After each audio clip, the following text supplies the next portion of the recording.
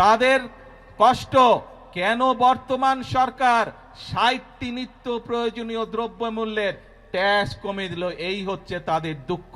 যে সকল দ্রব্য দেশে উৎপাদিত হয়, একই জিনিস যেগুলো বিদেশ থেকে আসে সেগুলোর উপরে আমরা ট্যাক্স বাড়িয়েছি, যাতে করে দেশে যেই দ্রব্যটি উৎপাদিত হচ্ছে সেই দ্রব্যটি যারা উৎপাদিত হচ্ছে সেই শিল্প কারখানাটি যাতে সাপোর্ট পেতে পারে তার ব্যবস্থা আমরা এই বাজেটের মধ্যে রেখেছি। এটিও বিরোধী দলের পছন্দ নয়। এখন প্রিয় ভাই বোনেরা, দেশের মালিক আপনারা, দেশের মালিক কোনো রাজনৈতিক দল নয়, দেশের মালিক কোনো পরিবার নয়, দেশের মালিক হচ্ছে বাংলাদেশের ২০ কোটি জনগণ। এই ২০ কোটি জনগণ যারা দেশের মালিক, আপনাদের কাছে আমি প্রশ্ন রেখে যাচ্ছি, আপনাদের কাছে আমি বিচার দিয়ে যাচ্ছি যে যারা জনগণকে বিভ্রান্ত করতে চায়, যেই বাজেটের মাধ্যমে জনগণের জন্য স্বস্তির ব্যবস্থার চেষ্টা করছে সরকার, সেই বাজেট বলে বিরোধী দল মানে না। তারা দাবি তুলেছে কেন মদের উপরে আমরা ট্যাক্স বাড়ালাম, তারা দাবি তুলেছে কেন আমরা সিগারেটের উপরে ট্যাক্স বাড়ালাম, এই তাদের দুঃখ, তাদের কষ্ট কেন বর্তমান সরকার ৬০টি নিত্য প্রয়োজনীয় দ্রব্যমূল্যের ট্যাক্স কমিয়ে দিল, এই হচ্ছে তাদের দুঃখ। তাহলে কি এরা জনগণের বন্ধু হলো? জনগণের বন্ধু তারা হলো না। প্রিয় ভাই বোনেরা, আজ সময় এসেছে কারা জনগণের বন্ধু এবং কারা জনগণের বন্ধু নয় এইটি সঠিকভাবে নির্ণয় করতে হবে। আমরা অতীতে দেখেছি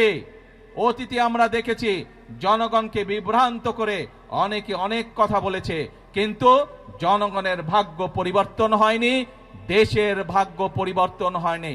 এই প্রথম আমরা চেষ্টা করছি প্রিয় ভাই বোনেরা। বিএনপি যেমন অতীতেও চেষ্টা করেছে, আপনারাই বলেছেন এইখানে শহীদ জিয়া খাল খনন করেছিলেন, দেশনেত্রী খাল খনন করেছিলেন, বৃক্ষরোপণ করেছিলেন, এই কাজগুলোর মাধ্যমে ধীরে ধীরে দেশের অবস্থার পরিবর্তন হচ্ছিল। কিন্তু যারা বিভ্রান্তকারী, যারা ষড়যন্ত্রকারী, বিভিন্ন সময় তারা ষড়যন্ত্র করেছে এবং ষড়যন্ত্র করে মানুষের ভাগ্যের পরিবর্তনের যে গতি তাকে তারা বন্ধ করতে চেয়েছিল। দেশের ভাগ্যের পরিবর্তনের যে গতি তাকে তারা বন্ধ করতে চেয়েছিল। বিগত ১২ তারিখের নির্বাচনে বাংলাদেশের মানুষ সিদ্ধান্ত নিয়েছে দেশের জন্য যারা কাজ করে তাদেরকেই বাংলাদেশের মানুষ দায়িত্ব দিয়েছে। আগেই বলেছি আমাদের সকল বিএনপির সকল ক্ষমতার উৎস হচ্ছে জনগণ, কাজেই জনগণের শক্তি হচ্ছে আমাদের শক্তি, জনগণের সমর্থন হচ্ছে আমাদের সবচেয়ে বড় সমর্থন, জনগণের শক্তি হচ্ছে আমাদের সবচেয়ে বড় শক্তি। আমাদের সাথে জনগণের সমর্থন আছে বলেই যতক্ষণ আমাদের এই ধরে প্রাণ থাকবে আমরা ততক্ষণ পর্যন্ত এই দেশ এবং এই দেশের মানুষের জন্যই কাজ করে যাব এবং এই কাজের মাধ্যমেই আমরা চেষ্টা করব সর্বোচ্চ শক্তিতে ইনশাআল্লাহ চেষ্টা করব এই দেশের ভাগ্যের পরিবর্তন করার জন্য, এই দেশের মানুষের ভাগ্যের পরিবর্তন করার জন্য। কারণ এই দেশই হচ্ছে বিএনপির প্রথম ঠিকানা, এই দেশই হচ্ছে বিএনপির শেষ ঠিকানা। সেজন্যই প্রিয় ভাই বোনেরা, আজকে আসুন, দেশ আমাদের সকলের, এই দেশই আমাদের প্রথম ঠিকানা, এই দেশই আমাদের শেষ ঠিকানা।